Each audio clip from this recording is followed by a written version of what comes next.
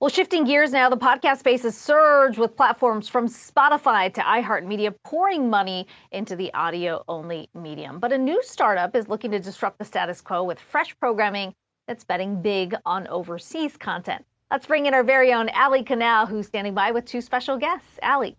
Thank you so much, Akiko. I'm very excited to have Woloshyn and Mangesh Hattikudur, co-founders of Kaleidoscope. Guys, thank you so much for being here today. As Akiko alluded to, you guys are looking to disrupt the podcast space. So can you explain a little bit more when it comes to how you're planning to do that? Well, as you know, there's been all kinds of investment flooding into podcasting. There's been growing audiences, hugely growing audiences. 1 in 5 Americans now listen to podcasts every single day, which is up 20% year on year. The IAB said the advertising market in podcasting is $2 billion this year, will be $4 billion by 2024.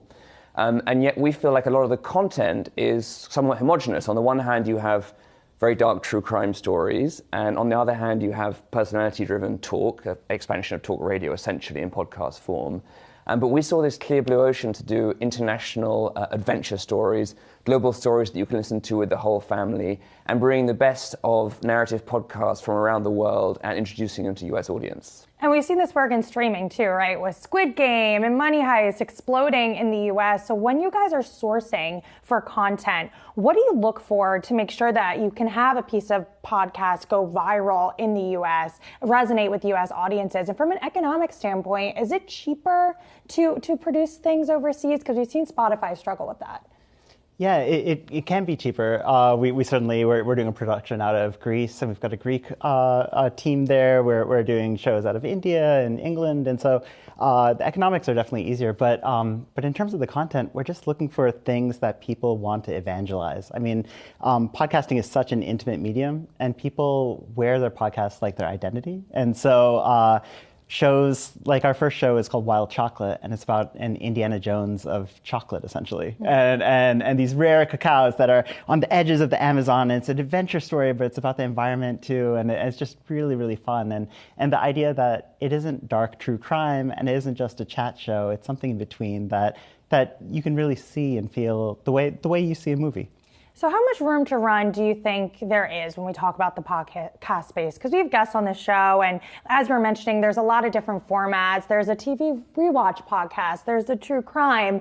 But when we think about the future, what's the next frontier? Have we reached any points of saturation? I think there's an enormous amount of room to run. I mean, you look at the growth in the advertising market, a lot of that is driven by new types of brands feeling more and more comfortable in podcasting. And so one of the interesting opportunities is not just selling advertising in podcasts, but an increasing interest in the world of custom content, branded content, new dollars coming into the market that way. And so our first podcast, Wild Chocolate, also has a built-in merchandising partnership. We created a chocolate in partnership with a chocolate company called Stettler based on the beans that are discussed in the podcast. And so all of a sudden you start to build a world of commerce. And likewise, I think the global picture is very, very interesting. Our second show is about astrology and India and the relationship between the stars and people's love lives.